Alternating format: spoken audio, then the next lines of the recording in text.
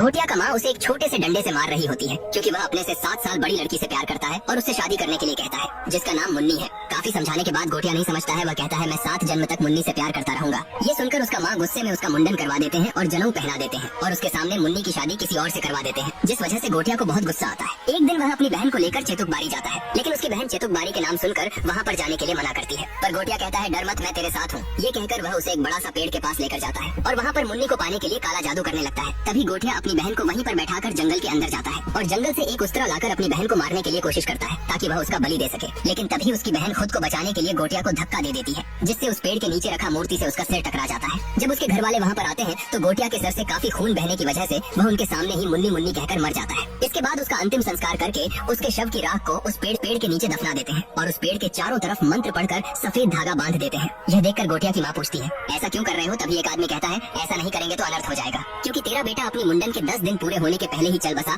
अगर वह जाग गया तो ब्रह्म राक्षस बनेगा। इसके बाद कहानी कुछ साल आगे जाता है। बिट्टू एक डरपोक लड़का था। वह हर छोटे छोटे चीजों से बहुत डर जाता था। वह अपने माँ के साथ अपने पार्लर में काम करता था। एक दिन जब बिट्टू अपने पार्लर जाने के लिए गाड़ी निकाल रहा था, तभी उसे चेतुकबारी का विजन आने लगता है, जिससे वह बहुत डर जाता है। अगले दिन रात को बिट्टू जब अपनी फ्रेंड बेला के साथ क्लब पर होता है, तभी बेला का फ्रेंड कुबा उसे मैरिज के लिए प्रपोज करता है और बेला भी उसे एक्सेप्ट कर लेती है। यह देखकर बिट्टू का दिल टूट जाता है क्योंकि वह बेला को मन ही मन प्यार करता था। तभी उसे फिर से चेतुकबारी की विजन आने लगता है, जिसमें कोई उसे उसके पास आने के लिए बुला रहा था। अगले दिन बिट्टू अपनी माँ और दादी माँ के साथ गाँव जाता है क्योंकि उसके बहन की शादी थी। बिट्टू जब अपनी बहन के साथ घूम रहा था तब उसे चेतुकबारी दिखता है और उसे फिर से कोई वहाँ पर आने। बिट्टू जब गाँव घूमने के बाद घर पर आता है तो देखता है कि उसकी माँ और काका के अंदर झगड़ा लगा है। उसके काका को चेतुकबारी की जमीन बेचना था, जिसे सुनकर बिट्टू की दादी माँ उन्हें मना करती है और कहती है वह जमीन श्रापित है, जिस वजह से गुस्से में बिट्टू के काका बिट्टू को अपने पिता के मरने के पीछे का वजह बता देते हैं और कहते हैं, तेरे बाप को बोला था चेतुकबारी मत जा, लेकिन पागल था तेरे बाप। सभी का मना करने के बाद भी अकेला ही चेतुकबारी के पेड़ जलाने के लिए निकल गया और पैर फिसलकर समुद्र में डूब कर मर गया। और तू भी उसके तरह पागल है। अपने पिता के बारे में सुनकर बिट्टू को बहुत गुस्सा आता है।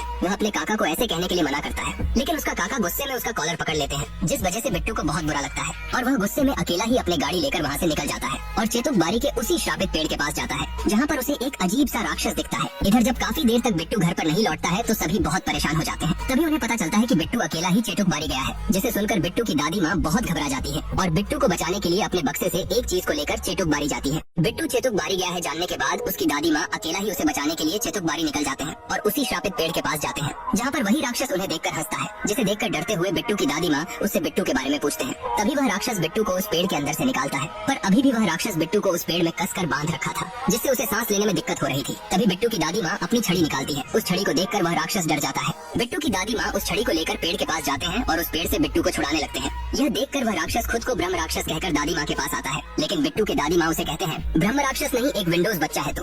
यह कहकर बिट्टू के दादी माँ उस छड़ी से पेड़ पर मारते हैं, जिससे वह राक्षस डरकर पेड़ के ऊपर चला जाता है और बिट्टू के दादी माँ बिट्टू को पेड़ से निकालकर वहाँ से जल्दी जल्दी जाने लगते हैं। लेकिन तभी वह ब्रह्म राक्षस आकर बिट्टू के पीठ पर अपना हाथ रख देता है, जिससे उसको बहुत दर्द होने लगता है। यह देखकर उसकी दादी माँ अपनी छड़ी से ब्रह्म राक्षस के हाथ पर जोर से मारते हैं, जिससे वह ब्रह्म राक्षस बिट्टू को छोड़कर पेड़ पर चला जाता है। ब्रह्म राक्षस से बिट्टू को बचाकर उसकी दादी माँ उसे चेतुकबारी से ले आती है। रास्ते में जब बिट्टू उनसे पूछता है कि वह क्या था, तभी उसकी दादी माँ कहती है, वह मुंजा था, पहले वह मेरा भाई हुआ करता था, तू डर मत, वो यहाँ नहीं आ सकता, उसे उस पेड़ में बांध कर रखा है और उसके अस्थियां को उस पेड़ के नीचे गड़े हैं। मैं जब तक जिंदा हूँ तेरा कुछ भी नहीं होने दूंगा। यह सुनकर बिट्टू अपनी दादी माँ को गले लगा लेता है, पर तभी उसे अपनी पीठ पर बहुत दर्द होने लगता है और उस समय वह मुंजा वहाँ पर आकर उसकी दादी माँ को मार देता है और बिट्टू पर कूद जाता है। अगले सुबह जब बिट्टू का आँख खुलता है तो वह खुद को मेडिकल पर पता है। वह अपनी माँ से दादी माँ के बारे में पूछता है तो उसकी बहन कहती है, दादी माँ तुझे ढूंढने जाते समय उनके पैर फिसलने की वजह से वह समुद्र में डूब कर मर गए। बिट्टू ने सभी को मुंजा के बारे में कहा कि दादी माँ को मुंजा ने मारा है, लेकिन किसी को भी उस पर विश्वास नहीं हो रहा था। बिट्टू के चाचा बल्लू उसके माँ के मरने के जिम्मेदार बिट्टू को ठहराते हैं और कहते हैं, ना ये अकेला वहाँ पर जाता, ना मेरे माँ उसे ढूंढने जाती, ना उसकी ये हाल होता। ये सब सुन